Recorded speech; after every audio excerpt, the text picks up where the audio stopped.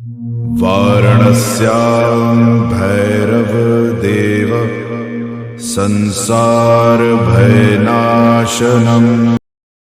ओम श्री काल भैरवाय नमः। जय भैरव दर्शकों, स्वागत है आप सभी का बावन भैरव ज्योतिष पर। दर्शकों, आज हम बात करेंगे नवी महाविद्या मातंगी महाविद्या की साधना के बारे में। आज की वीडियो में मैं आपको बताऊंगा कि मातंगी साधना कैसे की जाती है, मातंगी साधना के नियम क्या है, मातंगी साधना के मंत्र, मातंगी साधना का यंत्र और मातंगी साधना के प्रयोग। जीवन में व्यक्ति किन किन चीज़ों का लाभ उठा सकता है भगवती मातंगी की साधना करके। यह वीडियो थोड़ा सा लंबा हो सकता है, हालांकि मेरा प्रयास यही रहता है कि आपको छोटे से छोटा वीडियो और कम समय में आपको ज़्यादा से ज़्यादा जानकारी दे सकूं। तो वीडियो शुरू करते हैं। उससे पहले यदि अगर अभी तक आपने चैनल को सब्सक्राइब नहीं किया है तो इसे आप सब्सक्राइब करें, साथ ही घंटे के निशान पर क्लिक करके आल के बटन पर क्लिक करें ताकि बावन भैरव ज्योतिष से जुड़ी सभी तंत्र और साधनाओं की जानकारी आपको सबसे पहले मिल सके। तो शुरुआत करते हैं मातंगी महाविद्या साधना के बारे में। मातंगी महाविद्या की साधना सबसे ज़्यादा वो लोग करते हैं जिनको वैवाहिक सुख भोगना होता है, जिनको पूर्ण गृहस्थ सुख प्राप्त करना होता है। जो व्यक्ति ज्ञान विज्ञान के क्षेत्र में तरक्की पाना चाहता है उसे मातंगी साधना अवश्य करनी चाहिए। मातंगी साधना के द्वारा शरीर में एक चुंबकीय प्रभाव पैदा होता है, सम्मोहक प्रभाव पैदा होता है, यानी किसी का भी आकर्षण हो सकता है। जब आप मातंगी साधना कर लेते हो तो विरोधियों की संख्या न्यून हो जाती है। कोई आपकी बात काटने का प्रयत्न नहीं करता है, आपके समक्ष खड़े होने का प्रयत्न नहीं कर सकता। ऐसा जातक मातंगी महाविद्या की कृपा से जीवन में सुख, सौभाग्य, कीर्ति, आयु, धन आदि का सुख भोगता है। उसके जीवन में कभी प्रेम की कमी नहीं रहती है, क्योंकि देवी की उत्पत्ति शिव और पार्वती के उच्छिष्ट भोजन से, यानी उनकी जूठन से इनकी उत्पत्ति हुई है। मातंगी महाविद्या इंद्रजाल जैसी जादुई विद्या की अधिष्ठ है। साथ ही वाक सिद्धि, संगीत तथा अन्य ललित कलाओं में निपुण है, जो केवल मात्र वचन द्वारा संसार में समस्त प्राणियों तथा अपने घोर शत्रु को वश करने में समर्थ है। मातंगी महाविद्या सम्मोहन विद्या एवं वाणी की अधिष्ठात्री है। देवी की उपासना विशेषकर वाक सिद्धि हेतु, यानी वचनों की सिद्धि, जो बात कहे वो सत्य हो, उसके लिए पुरुषार्थ सिद्धि तथा भोग विलास में पारंगत होने हेतु की जाती है। देवी मातंगी 64 प्रकार की ललित कलाओं से संबंधित विद्याओं में निपुण है। अग्नि एवं वाणी का स्तंभन भी इनकी सिद्धि के द्वारा संभव है। इसकी साधना करने वाला वाद विवाद में अजय बन जाता है। उसके घर में स्वयं कुबेर आकर के धन वर्षा करते हैं। देवी का घनिष्ठ संबंध उच्छिष्ट भोजन पदार्थों से है। परिणाम स्वरूप देवी उच्छिष्ट चंडालिनी के नाम से विख्यात है। देवी की आराधना हेतु उच्छिष्ट सामग्रियों की आवश्यकता होती है, क्योंकि जैसा मैंने पहले भी बताया है, देवी की उत्पत्ति शिव और पार्वती के उच्छिष्ट भोजन से ही, यानी कि उनके जूठे भोजन से हुई है। देवी मातंगी का स्वरूप 16 वर्ष की एक युवती जैसा है, जिनका शारीरिक गठन पूर्ण तथा मनमोहक है। मातंगी महाविद्या का शारीरिक वर्ण गहरे श्याम वर्ण का है। अपने मस्तक पर देवी अर्ध चंद्र धारण करती है तथा देवी 3 नेत्रों से युक्त है। देवी 4 हाथों से युक्त है। इन्होंने अपने दाएं हाथों में वीणा तथा मानव खोपड़ी धारण कर रखी है तथा बाएं हाथों में खड्ग धारण करती है एवं अभय मुद्रा प्रदर्शित करती है। देवी अमूल्य रत्नों से युक्त रत्नमय सिंहासन पर बैठी है एवं नाना प्रकार के मुक्ताभूषण से सुसज्जित है, जो इनकी शोभा बढ़ाता है। कहीं कहीं देवी कमल के आसन पर तो कहीं कहीं शव के आसन पर विराजमान होती है। तो कामना अनुसार ही उस रूप की पूजा की जाती है। देवी मातंगी गुंजा के बीजों की माला धारण करती है। लाल रंग के आभूषण देवी को प्रिय हैं तथा सामान्यतः लाल रंग के ही वस्त्र, आभूषण इत्यादि धारण करती है। सामान्यतः वन्य पक्षी, तोते इनके साथ रहते हैं। अब मैं बताता हूँ आपको इस साधना की विधि। उससे पूर्व आपको कुछ आवश्यक निर्देश बता देता हूँ। पूजा की सामग्रियों के बारे में, साधना की समय आदि की जानकारी देता हूँ ताकि आपको कोई भी समस्या न रहे और पूरा वीडियो आपको समझ आ सके। इस कार्य को करने के लिए, सिद्धि को शुरुआत करने के लिए दिन जो होता है वो होता है नवरात्रि का, या फिर आप किसी भी शुक्रवार को कर सकते हैं। शुक्ल शुक्रवार हो उसमें आप ये साधना प्रारंभ कर सकते हैं।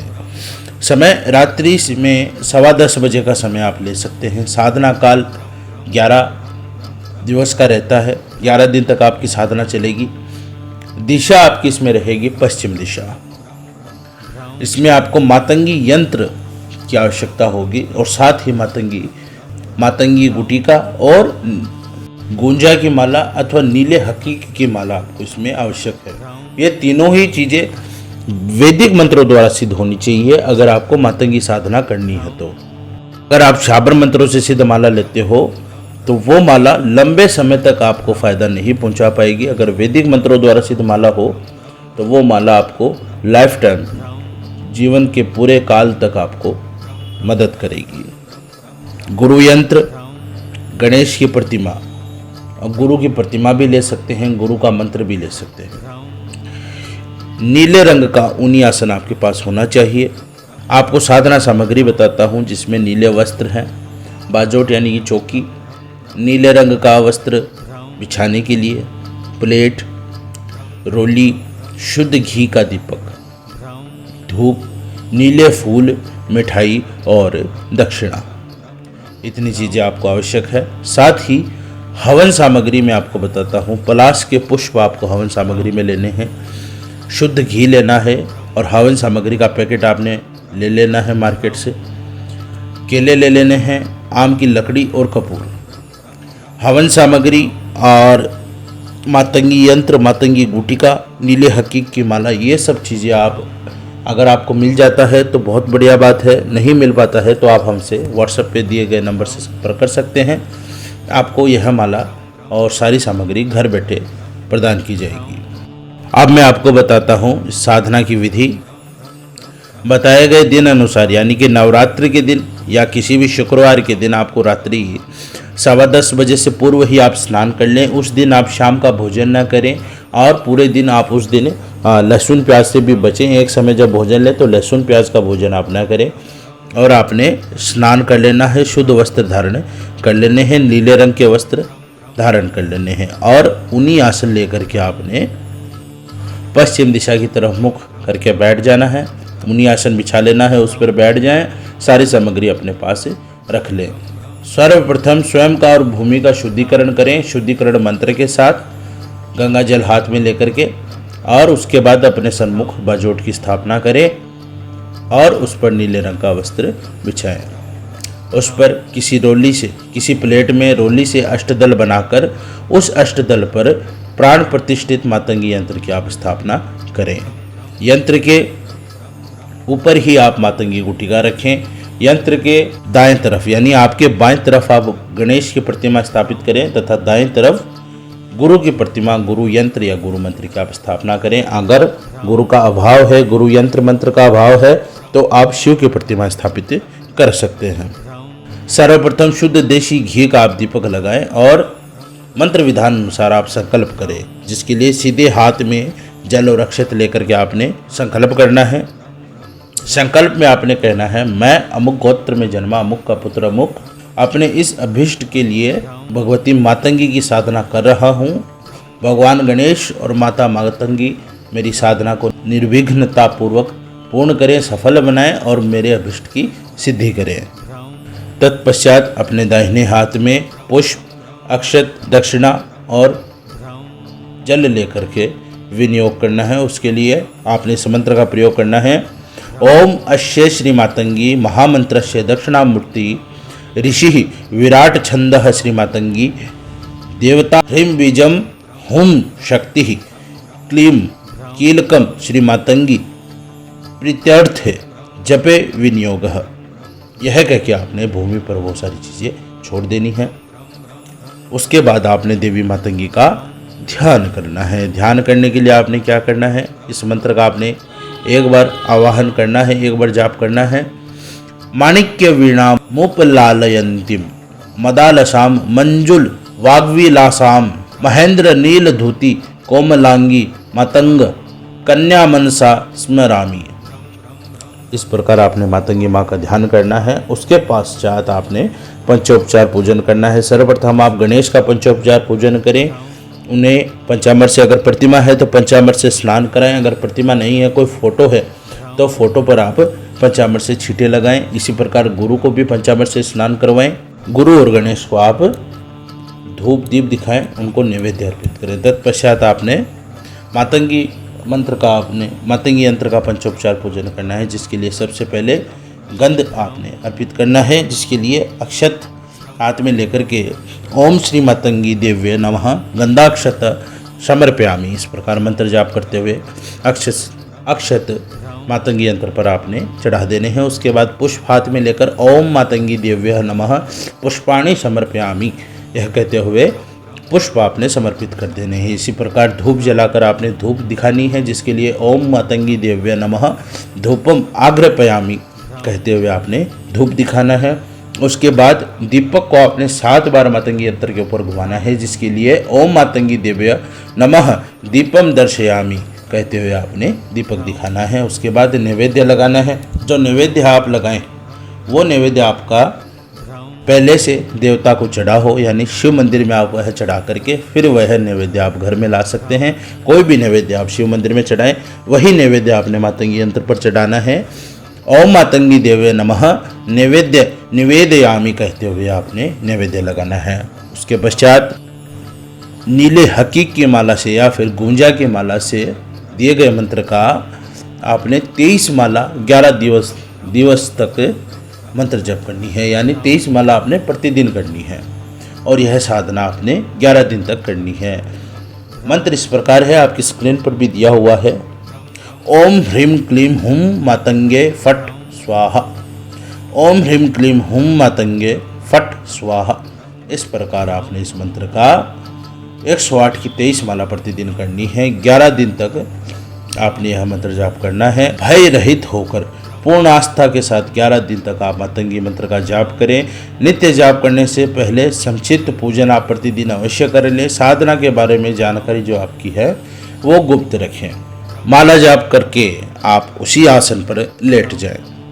11 दिन तक मंत्र का जाप करने के बाद जिस मंत्र का आपने जाप किया है उसका दशांश हवन आपने करना है, जिसके लिए पलाश के पुष्प, शुद्ध घी, हवन सामग्री को मिलाकर केले के फल से हवन करना है। और हवन किस प्रकार करना है, सर्वप्रथम आपने किसी हवन कुंड में और लकड़ी ले लेनी है आम की और नीचे कपूर लगा करके आपने हवन प्रज्वलित करना है। साथ ही आहुतियाँ देनी हैं, 108 आहुति आपने देनी है। अंतिम आहुति में आपने नारियल का गोला अवश्य लगाना है। इस प्रकार इसका जब हवन पूरा हो जाए तत्पश्चात आप 5 ब्राह्मणों को और 1 गौग्रास आप अवश्य निकालें। 5 ब्राह्मणों को भोजन करवाएं, 1 गौग्रास निकालें। गौग्रास सबसे पहले निकालें, गाय के मुख में भोजन दें। उसके बाद 5 ब्राह्मणों को भोजन करवाएं। अपने श्रद्धा अनुसार, सामर्थ्य अनुसार आप दान दक्षिणा दें।